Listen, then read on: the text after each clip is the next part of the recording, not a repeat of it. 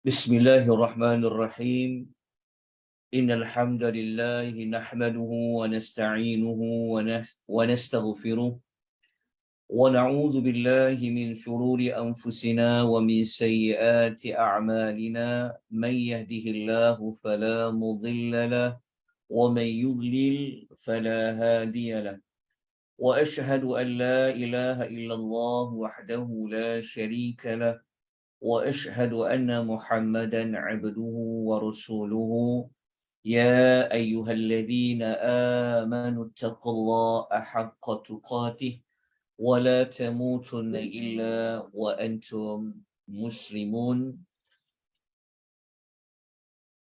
أما بعد، فإن أصدق الحديث كتاب الله، وخير الحدي حدي محمد صلى الله عليه وسلم، وشر الأمور محدثاتها، وكل محدثة بدعة، وكل بدعة ضلالة، وكل ضلالة في النار. أما بعد، السلام عليكم warahmatullahi wabarakatuh. Tuan-tuan dan puan-puan rahimani wa rahimakumullah, pertama-tamanya dan buat selama-lamanya kita mengucapkan banyak puji-pujian kita kepada Allah Azza wa Jalla. Alhamdulillahilladzi bi ni'matihi tatimmus salihat. Tanda rasa syukur kita yang tidak terhingga kepada Allah. Malam ini kita dapat meneruskan pembelajaran tadabbur ringkas ayat-ayat yang berpaksikan, yang berbentuk perumpamaan, permisalan, yang mana insya-Allah malam ini kita akan membicarakan perumpamaan yang ke-12 dari 66 perumpamaan yang telah kita senaraikan pada senarai semak perumpamaan di dalam Al-Quranul Karim.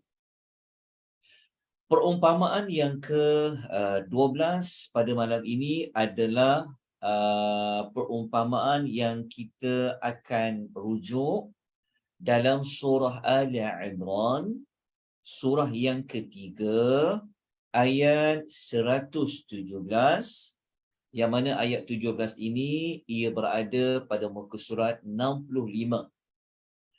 Ayat 117 surah Ali Imran ini adalah ayat yang Allah menceritakan, memberitahu kepada kita tentang bagaimanakah infak, derma, nafkah yang telah dikeluarkan oleh orang-orang yang kafir. Jadi malam ni Allah Ta'ala nak sampaikan pesanan kepada kita bagaimana hasil balasan kepada orang-orang yang kafir. Dia telah menginfakkan hartanya, mendermakan hartanya semasa mereka berada di dunia. Adakah Allah Ta'ala akan memberikan balasan yang baik kepada mereka di hari akhirat, ataupun adakah mereka langsung tidak menerima sebarang balasan dari Allah? Untuk dapatkan jawapan tersebut, maka kita kenalah merujuk kepada ayat yang ke-117. Kemudian kita akan merujuk kepada apa yang telah ditafsirkan oleh para ulama tafsir.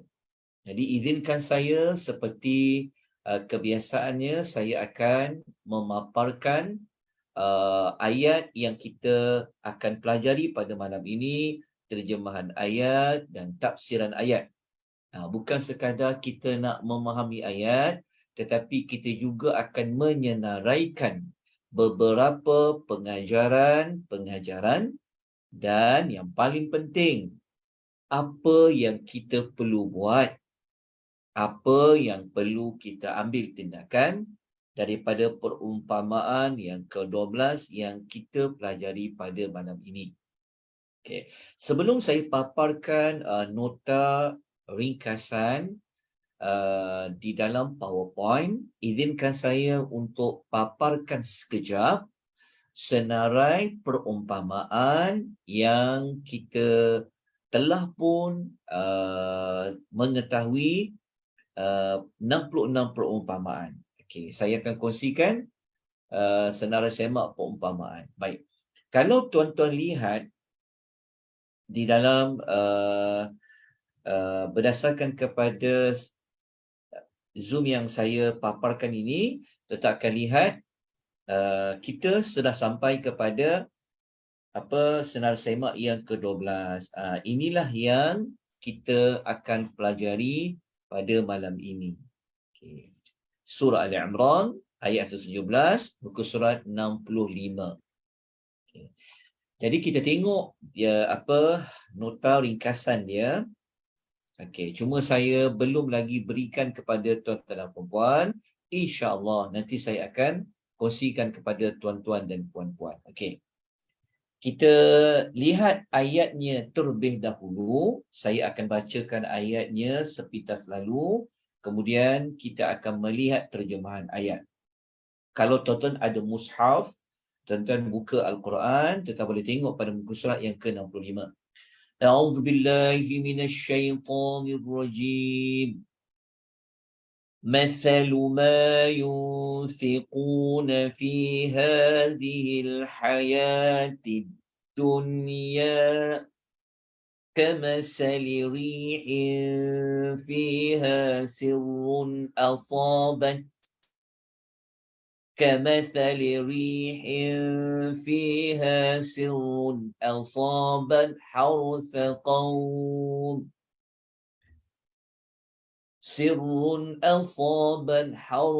قوم ظلموا أنفسهم فأهلكت وما ظلمهم الله ولكن أنفسهم يظلمون. Itu ayat 117. Okay. Mathalu ma yunfiqu, perumpamaan, permisalan apa yang mereka ni merujuk kepada orang kafir. Okay, dalam ayat ni tuan-tuan jumpa Allah kata yunfiqun. Mereka ini banyak membelanjakan. Mereka ada menggunakan harta mereka. Kata Allah, perumpamaan, Allah nak bagi perumpamaan apa jua yang orang kafir ini telah belanjakan, telah dermakan. Okay. Fi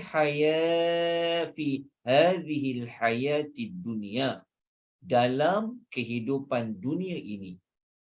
Okay, Allah kata apa sahaja yang dibelanjakan, yang diinfakkan, yang didermakan oleh orang-orang yang kafir semasa kehidupan dunia ini. Okay. Kamathali rihin fiha sirrun, samalah seperti rihin, iaitu angin, fiha sirrun, yang membawa udara yang amat sejuk. Okey, dalam ayat ini Allah datangkan cerita tentang angin, dan pada angin itu mengandungi sirrun. Sirrun. Okey. Sirrun ini dia adalah angin. Para ulama tafsir mengatakan sirrun adalah udara. Kan angin tadi kan dia bawa udara. Tapi udara yang mana? Adakah udara yang nyaman, menyejukkan, kan memberi manfaat kepada manusia, ataupun udara yang panas, udara yang tidak nyaman. Pada ayat ini dia merujuk kepada firihin fiha sirrun, iaitu angin yang membawa udara yang amat sejuk. Bukan sekadar amat sejuk, tetapi udara tersebut dia juga boleh mengeluarkan bunyi. Kita pernah dengar udara yang kali datang angin tu, dia boleh bawa sekali dengan bunyi. Lepas tu pula, udara yang ada bersama angin tu adalah yang boleh menyebabkan mana-mana tanaman boleh musnah, boleh terbakar. Maknanya Allah bukan datangkan udara yang boleh memberikan kenyamanan, tetapi udara yang memusnahkan harta benda, termasuklah tanam-tanaman. Okay. So udara angin yang membawa udara yang sangat sejuk tadi dengan mengeluarkan bunyi yang kuat telah tertimpa, telah kena kepada apa? Asabat. Lalu angin yang membawa udara yang sejuk tadi, dia telah melanda, maknanya dia telah terkena hartha qaumin, kepada tanaman kaum yang zalim. Allah kata angin yang mengandungi udara yang sejuk tadi bersama dengan bunyi yang kuat itu telah menimpa tanaman siapa? Kaum yang telah menzalimi diri mereka sendiri. Okey. Menzalimi diri mereka sendiri dalam ayat ni tuan-tuan, ia merujuk kepada orang kafir. Allah tak sebut perkataan kafir, tetapi Allah menggelarkan perbuatan kafir itu umpama mereka telah menzalimi diri mereka sendiri. Okay. Kalau tuan-tuan dan puan-puan nak lebih jelas lagi, ayat ini Allah tujukan kepada siapa? Okey. Seperti yang pernah kita sebut sebelum ini, tuan-tuan dan puan-puan dikehendaki merujuk kepada ayat yang sebelumnya, iaitu ayat nombor 116. Okay. Kalau tuan-tuan merujuk kepada ayat yang sebelum ayat 117 ini, tuan-tuan akan menemukan Allah memberitahu bahawasanya orang yang kafir ini, mana-mana harta benda mereka, anak-anak mereka, sama sekali tidak akan dapat menyelamatkan mereka daripada azab api neraka Jahannam. Jadi, kalau nak faham ayat 117 ni, kena tengok ayat yang sebelumnya. Kalau ayat yang sebelumnya 116, memang jelas Allah sebut tentang orang-orang yang telah kafir. Allah kata, innal ladzina kafaru. Sesungguhnya orang yang telah kafir. Jadi ayat 117 ini adalah ayat yang memberikan perumpamaan kepada orang yang kafir itu pada ayat yang ke-115. Justru itu, dalam ayat 117 ini, Allah memanggil mereka adalah kaum yang telah menzalimi diri mereka. Okay. Jadi, Allah Ta'ala pun memberitahu kepada kita, Allah ini, dia tidak menzalimi mereka. Maknanya, Allah ni, dia bukan nak buat sesuka hati, bukan nak menganiaya orang-orang yang kafir ni. Menganiaya apa? Iaitu tanaman yang mereka telah tanam. Okey, mereka telah tanam tanaman, akhirnya tanaman tu telah rosak, telah musnah. Dimusnahkan oleh apa? Angin yang membawa sirrun, yang membawa udara yang sejuk tadi. Allah Ta'ala membantah siapa yang kata Allah ni zalim lah, kan? Tanam-tanaman yang mereka tanam itu akhirnya musnah.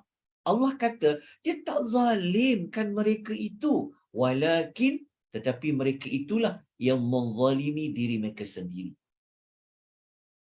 Okey, jadi untuk faham ayat ni, seperti yang saya sebut tadi, pertama apa? Kena rujuk ayat yang sebelumnya. Kalau ayat yang sebelumnya Allah menceritakan tentang di hari akhirat, orang yang kafir ni dia akan masuk api neraka. So tak ada siapa yang boleh tolong dia, selamatkan dia daripada api neraka itu, walaupun harta mereka, walaupun anak mereka. Jadi Allah pun datangkanlah perumpamaan yang nak mengukuhkan lagi bahawasanya tak ada apa pun yang boleh tolong, yang boleh bantu orang kafir. Okey. Jadi Allah bawalah perumpamaan orang kafir ni, antara yang dia sangat harapkan adalah hasil tanaman yang mereka telah tanam. Kita tahu harta yang utama, rezeki yang utama bagi penduduk Arab, kita sedia maklum, adalah kebun-kebun, tanam-tanaman. Kalau macam kita, kalau orang kampung sekarang mungkin sawit dia musnah, mungkin getah dia musnah, mungkin padi yang dia tuai tu musnah. Itulah harapan dia. Kan, dia nak makan, tengok-tengok padinya tak menjadi, langsung tak ada. Sebab apa? Sebab Allah datangkan sesuatu menghancurkan dia. Jadi Allah Ta'ala nak sampaikan mesej yang sangat mendalam kepada orang-orang kafir, bahawasanya mereka ini tidak mendapat apa yang mereka belanjakan. Okay, jadi untuk lebih faham lagi, izinkan saya memaparkan apa yang telah dibahaskan oleh para ulama tafsir. Okay. Walaupun ulasan yang saya telah huraikan tadi itu sebenarnya daripada tafsiran ayat, tapi saya akan tunjukkan juga. Okay, apa ulasan ulama tafsir? Baik. Yang pertama, kalau kita perhatikan dalam ayat tu kan, kenapa Allah sebut orang yang telah membelanjakan, menginfakkan hartanya pada kehidupan dunia tu. Kenapa Allah nak tekankan fi hadhil hayati dunia, dalam kehidupan dunia? Okey, kata Pak Quraish Shihab dalam Taqsim Misbah, beliau kata Allah nak mengisyaratkan, nak bagi tahu kepada kita bahawa infak, derma, belanja orang-orang kafir ini sebenarnya mereka buat semata-mata untuk kepentingan duniawi saja. Tak ada sikit pun sebenarnya untuk bekalan kehidupan akhirat. Maksud dia, kenapa Allah Ta'ala meletakkan ayat yang kata mereka telah menginfakkan? Kenapa perlu menyebut dalam kehidupan dunia ini? Kenapa sebut dalam kehidupan dunia ini? Kerana Allah Ta'ala nak mengisyaratkan bahawa mereka ni, orang kafir ni, kalau dia infakkan harta dia, memang sebenarnya tak ada pun tujuan untuk bekalan akhirat pun. Sebenarnya memang tujuan untuk duniawi saja.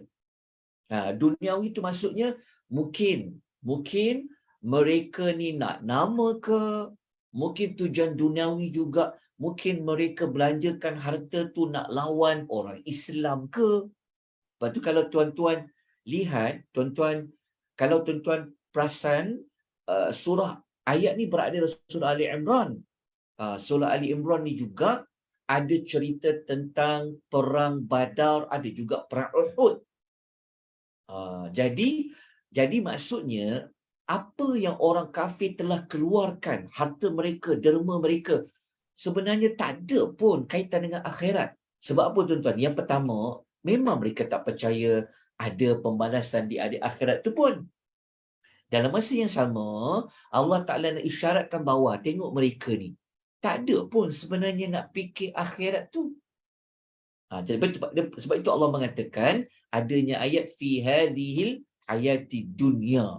Sebab orang kafir ni, mereka ni sebenarnya, mereka derma ni mungkin kenapa? Kerana nak tunjuk dia baik ke? Mungkin dia derma tu dia nak orang nampak dia dia orang yang pemurah ke? Mungkin dia buat tu kerana memang nak tarik orang ikut agama mereka ke? Seperti mana kita tahu kan, ada seperti mana contohnya mubalir-mubalir Kristian contoh. Kenapa dia nak baiknya pada orang Islam contoh? Kenapa dia pemurah, dia tolong? Apa sebab dia? Semuanya itu adalah kepentingan duniawi. Sebab itu Allah Ta'ala tekankan fi hadhil hayati ad-dunya. Okay. Kemudian kita baca lagi apa yang diulas oleh Pak Qul Shihab dalam Tafsir Al-Misbah. Okey, ini kita pergi pertanyaan ayat. Okey, kata Pak Qul Shihab, dia kata ayat ini, ayat 117 ni memberikan perumpamaan seorang petani yang telah bekerja bersungguh-sungguh sehingga sawah dia ke ladang dia tu telah siap untuk dituai dan dipetik hasilnya. Sebab itu tuan-tuan, kalau kita tengok dekat ayat ni, tuan-tuan tengok dekat ayat ni Allah kata perkataan harsa. Harsa ni sebenarnya dia adalah tanaman. Tapi tanaman yang macam mana? Dia adalah tanaman yang telah masak buah dia. Kalau padi adalah padi yang dah boleh untuk diambil hasil dia. Kalau dia bentuk buah tu dah ranum dah boleh kutip hasil dah. Itulah ada pada makna harsa. Okey. Kenapa? Kerana apabila tanaman tu dah berjaya keluar hasil, kalau buah tu dah nak masak, dah boleh dipetik, kan? Maknanya mereka ada harapan yang sangat tinggi terhadap apa? Terhadap hasil tanaman mereka yang mereka telah buat tu. Tetapi apa yang berlaku? Okay, kita baca kembali apa yang diulang oleh Pak Qul Shihab dalam Tafsir Al-Misbah. Okey. Beliau mengatakan, dia kata, okey, tiba-tiba, okay, kita kena baca yang mula-mula daripada mula. Dia kata, ayat ini memberikan perumpamaan seorang petani yang telah bekerja sungguh-sungguh dia, sehinggakan sawah dia ke ladang dia telah siap siaga untuk dituai dan dipetik hasil dia. Bukan tanaman yang baru nak tanam, tapi ni yang dah keluar hasil. Maksudnya kalau nak keluar hasil maknanya apa? Mungkin dia dah keluar duit banyak, nak beli baja ke, upah orang untuk jaga ladang dia kan. Lepas tu dia terpaksa menunggu berbulan-bulan kan. Dah nak keluar hasil dah. Tiba-tiba datang angin yang membawa udara yang sangat sejuk, kuat, sehingga terdengar suara angin tu. Akhirnya tanaman yang telah siap sedia untuk dituai atau dipetik itu telah terbakar. Dan dia langsung tak dapat hasil sedikit pun. Bahkan dia telah kerugian modal, tenaga dan juga fikiran dia. Okey, saya rasa jelas kalau tuan baca Tafsir Al-Misbah ulas. Okey, tapi saya bawa satu lagi ulasan lain. Lebih kurang sama supaya tuan-tuan dan puan lebih lagi memahami dia. Okey. Maklumat ni saya ambil dalam celik tafsir yang mana pengarang mengatakan bahawa dia kata kalimah hausa dalam ayat tadi itu bermaksud tanaman yang sudah sedia untuk dituai. Macam saya sebut tadi itu. Kalau tanaman tu sudah boleh dituai, sudah dia boleh ambil hasilnya, tentulah amat bernilai sekali. Betul tak kan? Duit modal dah banyak keluar. Kan tentulah hasil tu nanti boleh cover modal upahnya, bajanya ke kan. Lepas tu mesti dapat untung. Okey. Dan tuan punya tanaman itu sangat mengharapkan hasil tuaian dia itu ataupun ladang dia itu. Namun tiba-tiba dia dibinasakan. Maka amatlah malang sekali tuan ladang tu. Cuba kita bayangkan perasaan tuan tanaman itu apabila dia melihat tidur dia.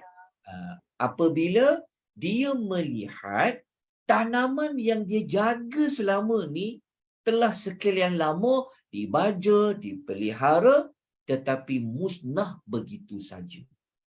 Cuba kita bayangkan, cuba kita gambarkan macam mana perasaan orang yang telah keluar modal banyak, masa habis banyak nak fikir tanaman. Tuan-tuan, kalau tuan-tuan ada keluarga yang bertani, yang dia berkebun, cuba tuan-tuan tanya dia, kan macam mana nak jaga tanaman. Bukan senang tuan-tuan ya, nak jaga tanaman ni. Bukan kita boleh tanam, lepas tu kita biar berbulan-bulan. Tak boleh tuan-tuan. Nak dapat hasil yang baik ni, mesti ladang tu kena selalu ditengok. Pokok dia macam orang juga. Dia kena ditengok selalu. Kalau jenis datang sekali-sekala tu, setakat yang kita tanya kepada tuan kebun, memang dia kata hasilnya tak menjadi. Tapi kalau selalu tengok kan, pastikan tak ada apa semak samur duduk, kacau pokok-pokok tu, dibaja dia, airnya cukup, biasanya hasilnya akan hasilnya subur. Tapi bayangkan masa dah banyak tengok kebun, betul tak?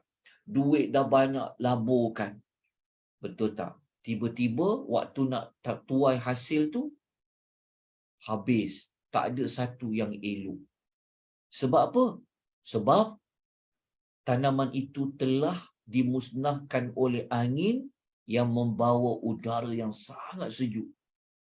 Okey, kemudian kalau kita baca ulasan lain, lanjutan dia, tentu dia akan sedih, betul tak? Dia akan lebih menyesal lagi. Okey, dia akan lebih menyesal lagi apabila melihat bagaimana infaknya. Okey, maksudnya begini. Kalau orang kafir dia faham perumpamaan tanaman tu, tentu mereka akan kata, tentulah mereka akan jawab apa? Tentulah mereka akan menyesal. Tentulah mereka akan kata rugilah kalau macam tu. Jadi sebenarnya Allah Ta'ala nak menyatakan macam mana dengan infak yang korang telah berikan, tetapi Allah tak bagi pahala dekat infak tu. Sebab itu kalau kita lihat Dr. Pak Quraish Shihab kata dalam Tasmi Misbah, dia kata macam itulah keadaan mereka nanti di hari kiamat. Mereka menyangka bahawa amal-amal baik mereka dekat dunia tu, seperti infak tadi tu kan, akan memberi manfaat, akan tolong mereka hari kiamat, tetapi hakikatnya sama dengan kisah petani yang telah dijadikan contoh dalam ayat tersebut. Maknanya Pak Quraish Shihab kata, macam itulah nanti ke hari kiamat. Orang-orang kafir ni, dia ingat dia buat baik dekat dunia ni. Kan, seperti dia menginfakkan harta dia. Rupa-rupanya Allah tak bagi apa pun balasan baik kepada dia di hari akhirat. Samalah macam perumpamaan petani tadi. Saya yakin tuan-tuan dan puan-puan jelas dengan ulasan-ulasan ini. Jadi kalau kita lihat penjelasan yang satu lagi yang saya nak terangkan adalah tentang kenapa Allah Ta'ala dia menafikan dia tak buat zalim dekat diorang, tapi mereka lah yang zalim. Okey, ayat ni membawa makna apa? Okey, dalam tafsir Aisar At-Tafasir, Syekh Abu Bakar Jabil Al-Jazair, beliau mengatakan Allah Ta'ala menafikan bahawa dirinya itu ada buat zalim, kepada orang-orang yang menginfakkan hartanya di jalan kebatilan. Maksudnya kata Syekh Abu Bakar Jabir ni, dia kata Allah Ta'ala ni dia nak bagi tahu dia tak zalim pun kepada mereka. Tetapi mereka lah yang telah zalim kerana membelanjakan harta mereka, derma harta mereka pada jalan kebatilan. Sehingga kan mereka tak dapat apa-apa pun kebaikan dari infak mereka itu. Jadi Allah menetapkan bahawa kezaliman itu berasal dari perbuatan mereka sendiri. Bukan Allah tu yang menzalimi mereka dengan tak beri apa-apa pahala pada infak mereka. Sebenarnya mereka menginfakkan harta pada jalan kebatilan. Mereka menginfakkan harta semata-mata untuk kepentingan duniawi. So mereka tak dapatlah hasil dia di akhirat. Jadi sebenarnya siapa yang salah? Allah tu ke yang tak nak memberi balasan pada mereka? Ataupun mereka sendiri yang telah buat perbuatan menyebabkan mereka tak dapat hasil di hari akhirat? Apa sebab dia? Kita sudah sedia maklum, antara sebabnya adalah mereka ni buang infak bukan kerana di atas dasar iman. Mereka belanjakan harta tu adalah untuk lawan orang Islam dan sebagainya. Okey. Jadi kalau nak rujuk dalam ayat lain, saya bawa dua contoh ayat lain yang menyebut, yang ada memberikan lagi pengukuhan kepada cerita kenapa infak derma orang-orang yang kafir dekat dunia ni Allah tak bagi balasan di hari akhirat. Okay, jadi kalau kita tengok dalam surah At-Taubah, kalau kita tengok dalam surah At-Taubah ayat nombor 54, Allah ada cerita dengan lebih lanjut. Allah kata apa? وَمَا مَنَعَهُمْ أَن تُقْبَلَ مِنْهُمْ نَفَقَاتُهُمْ. Allah kata, dan tak ada yang menghalangi mereka untuk diterima derma mereka. Maknanya Allah Ta'ala kata, tak ada mana-mana derma, infak harta, belanja harta ni ya Allah tak nak bagi balasan. Tak ada sebab pun untuk Allah tak membalas. Tetapi kata Allah, ada mereka yang tak dapat balasan. Allah kata siapa dia? Illa annahum kafaru billahi wa birasulih. Kecuali mereka yang kufur kepada Allah, yang kufur kepada Rasulnya. Inilah jawapan dia. Maknanya Allah Ta'ala kata, tak ada sebab Allah Ta'ala tak nak bagi balasan. Tetapi kenapa Allah tak nak bagi balasan kepada mereka? Sebab mereka kufur kepada Allah, mereka kufur kepada Rasulnya. Okay. Kalau kita baca pada ayat yang lain dalam surah Al-Anfal, ayat nombor 36, kita dapat jawapan lanjut. Apa, dekat mana mereka ini membelanjakan harta dia orang kafir tadi? Kalau kita baca ayat surah Taubah tadi, kita tahu sebab pertama apa? Sebab mereka tak beriman. Maknanya walaupun mereka ini infak kerana walaupun mereka baik, tapi mereka tak berpaksikan kepada keimanan. Dalam masa yang sama mereka kufur kepada Allah. Mereka kufur kepada Rasul. Kalau kita baca dalam ayat lain surah Al-Anfal, Allah sebut mereka infak harta tu sebenarnya bukan sebab Allah, tapi sebab apa? Allah kata, innal ladzina kafaru yunfiquna amwalahum liyasuddu an sabilillah.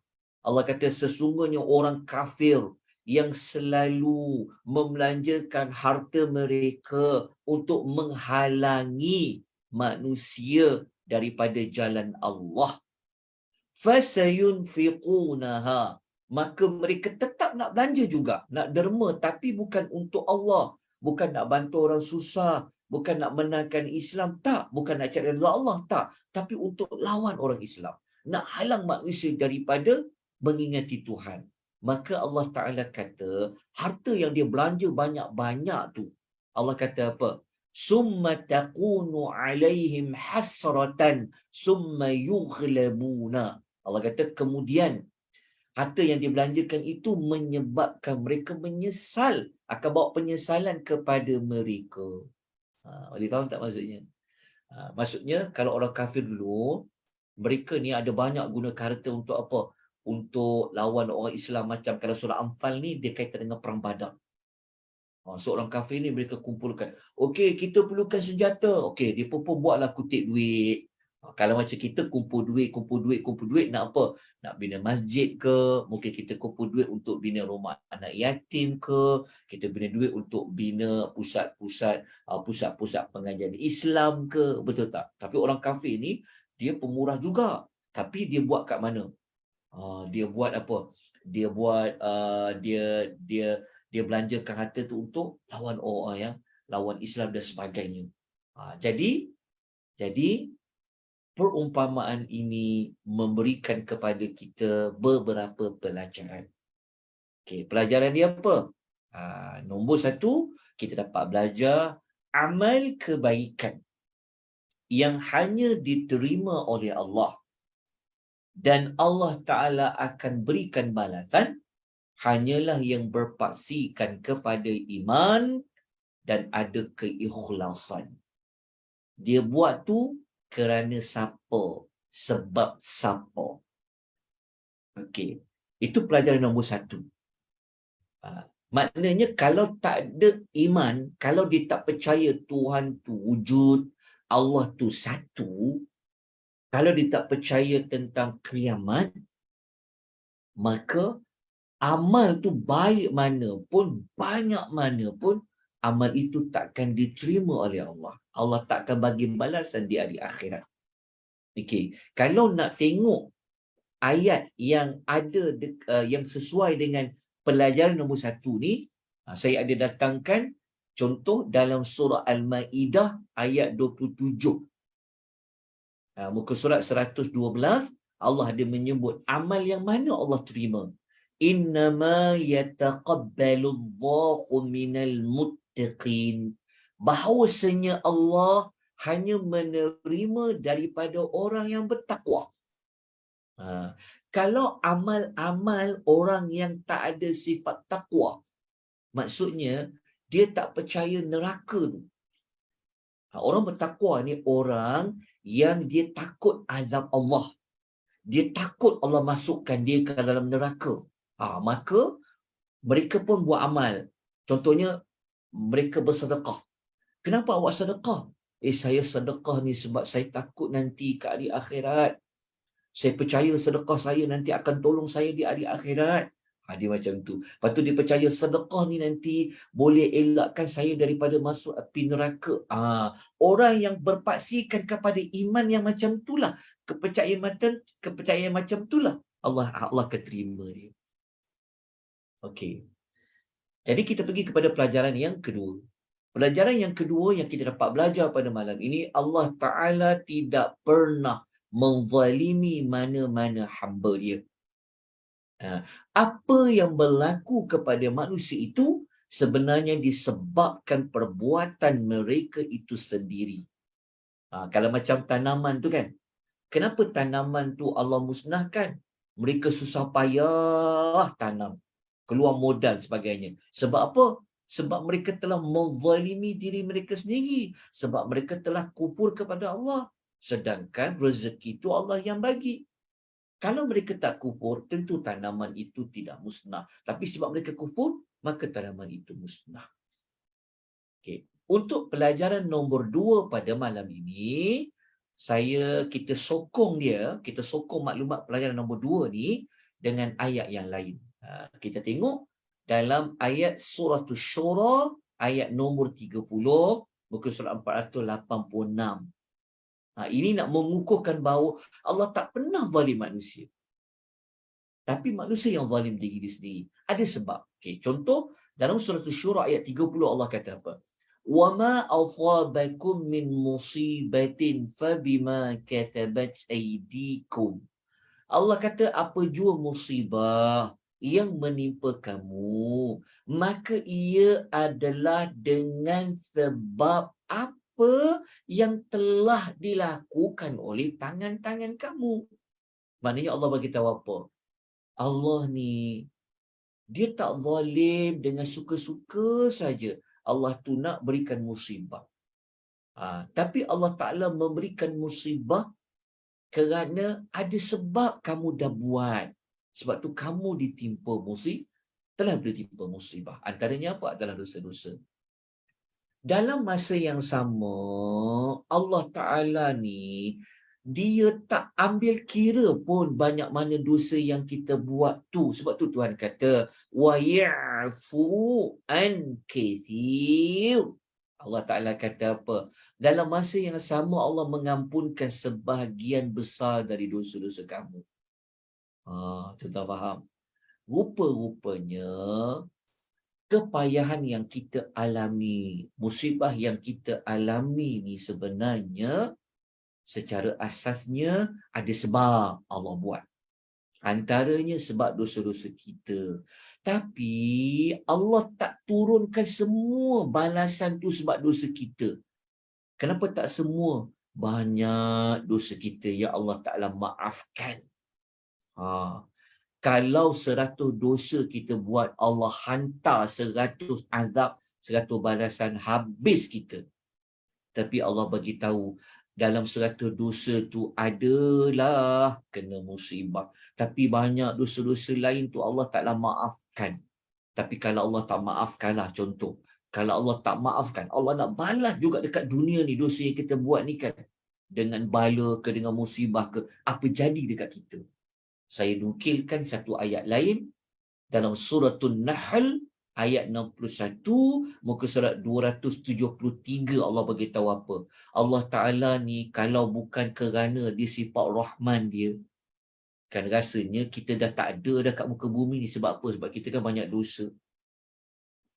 Allah Ta'ala kata apa?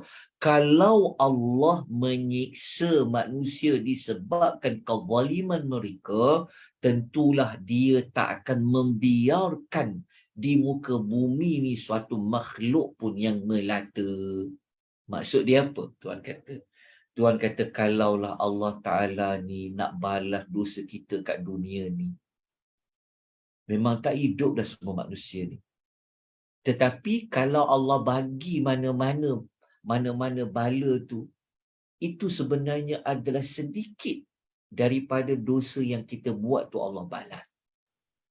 Jadi ayat-ayat ni kita jadikan dia sebagai penyokong kepada pengajaran yang kedua.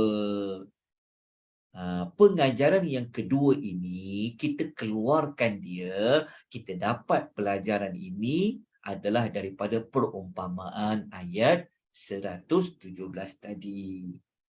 Jadi, kalau kita dah dapat dia punya pengajarannya, mesejnya dah sampai, Alhamdulillah. Selama ini, kita lalu ayat 117 ni. Kalau siapa dia khatam Quran, ayat 117 ni juzuk yang keempat. Dia lalu ayat ni. Tetapi kadang-kadang kita tak sempat untuk kita dapatkan pengajaran ayat ni. Allah nak bagi tahu apa dekat kita, apa nasihat Allah, apa peringatan dari Allah. Mungkin kita tak sempat untuk kita dapatkan pengajaran dia. Namun begitu Alhamdulillah, pada malam ini Allah Ta'ala tambahkan lagi pemahaman kepada kita. Dapatlah pengajaran. Tapi pengajaran dua ni kita kena buat apa? Maka kita kena ambil tindakan. Jadi tindakan selepas tadabbur ayat 117 ni apa? Daripada pengajaran saya rasa tuan-tuan pun dah tahu dah tuan-tuan kena buat apa. Okay, saya bagi contoh dua. Nombor satu, kalau kita dah tahu pengajaran satu kata, Allah hanya terima amal orang yang bertakwa, orang yang berpaksikan iman dan niat dia ikhlas. Maka kita kena buat apa? Maka kita kena kukuhkanlah iman kita tentang akhirat. Kena kukuhkan supaya kita buat amal ni benar-benar untuk dapat balasan di hari akhirat. Dia macam ayat dalam surah Al-Insan lah. Kan Allah kata golongan abror ketika mereka memberi makan kepada orang-orang yang perlu, mereka kata apa? Inna nakhafu min rabbina yawman abusan qamtarira. Mereka kata apa? Kami ni takut sangat dengan hari yang menyebabkan wajah-wajah manusia menjadi masam, menjadi sedih. Jadi apabila kita rasa iman, kita ada iman, percaya akhirat tu nanti, dia akan bantu kita untuk kita buat amal tu semata-mata nak dapat kebaikan di hari akhirat. Jadi secara tak langsung, kita akan jagalah niat kita semata-mata kerana Allah dalam setiap amalan. Sebab apa? Sebab kita nak dapat habuan ke akhirat. Kita tak nak dapat habuan dekat dunia ni. Habuan dunia ni Allah bagi. Tapi niat kita bukan untuk kepentingan duniawi kita, tetapi kita buat tu semata-mata apa? Kerana kita rasa ada iman kita tentang hari akhirat itu. Okey, tindakan nombor dua, kita kena meyakini bahawa Allah tidak pernah buat zalim kepada mana-mana makhluknya. Kalau berlaku peristiwa malang dalam hidup kita, kalau ada kita ditimpa musibah, perkara asas dulu mesti kita kena kaitkan kita ini berdosa pada Allah Azza wa Jalla. Tak ada manusia yang suci. Hanya para nabi dan rasul saja yang maksum, yang terpelihara daripada dosa. Okey, dalam masa yang sama, kalaulah kita tak berdosa sekalipun, tapi masih lagi Allah datangkan musibah, itu sebenarnya adalah Allah nak angkat darjat kita. Allah Ta'ala nak letakkan kita pada golongan yang mulia. Jadi itulah dengan kadar ini yang dapat kita pelajari pada malam ini, perumpamaan yang Allah Ta'ala datangkan pada surah Al-Imran ayat nombor 117 muka surat 65. InsyaAllah kita sambung lagi pada minggu yang berikutnya tentang perumpamaan. Cuma tuan-tuan saya nak maklumkan begini. Minggu hadapan dalam cadangan saya, perumpamaan ni kita mungkin tak belajar malam. Mungkin saya nak letakkan di waktu siang kerana minggu hadapan saya dalam setengah susun jadual untuk kita setiap malam Isnin sampai Jumaat kita nak buat sesi ulang kaji sinopsis 30 juzuk Al-Quran. Kita cuba buat bermula minggu depan Isnin sampai Jumaat. Kita akan buat tiap-tiap minggu sampai kita target sebelum masuknya malam pertama Ramadan, kita akan tamat buat sesi ulang kaji sinopsis 30 juzuk. Sebab tu saya nak gunakan waktu malam. Apa-apa pun tuan-tuan tunggu iklan poster dikeluarkan sebab saya tengah susun. Jadi kalau kelas malam ni ada perumpamaan, so kita kena tukar dia. Kita kena belajar juga perumpamaan ni, tapi kita kena mungkin kita letakkan dia pada waktu siang. Cuma nanti tunggu, apa-apa pun tuan-tuan kena sentiasa cakna, tuan-tuan kena sentiasa ambil perhatian. Bahan kita akan buat nanti dekat Telegram Akademi Tadabbur Malaysia, insya-Allah. Okey, jadi sebelum kita tamatkan, ada apa soalan tuan-tuan? Ada apa penambahan? Silakan tuan-tuan. Ada apa-apa pertanyaan? Silakan. Kalau ada. Jika ada mana-mana persoalan, silakan. Okey, tak ada. Okey, kalau tiada apa-apa persoalan pertanyaan, kita berhenti di sini jam 10:02. Moga-moga Allah Subhanahu Wa Taala memberikan ganjaran yang terbaik kepada tuan-tuan dan puan. Jazakumullahu khairah. Semoga Allah memberkati umur kita, ilmu kita, Allah memberkati rezeki kita, Allah mengampuni dosa-dosa kita, dan kita semakin bertambah imannya, semakin kita jaga niat kita tu semata-mata ikhlas kerana Allah Azza wa Jalla dalam kita beramal. InsyaAllah kita jumpa lagi pada minggu yang berikutnya. Apa-apa pun kita akan maklumkan melalui hebahan insyaAllah. أقول قولي هذا وأستغفر الله العظيم وبالله التوفيق والهداية والسلام عليكم ورحمة الله وبركاته.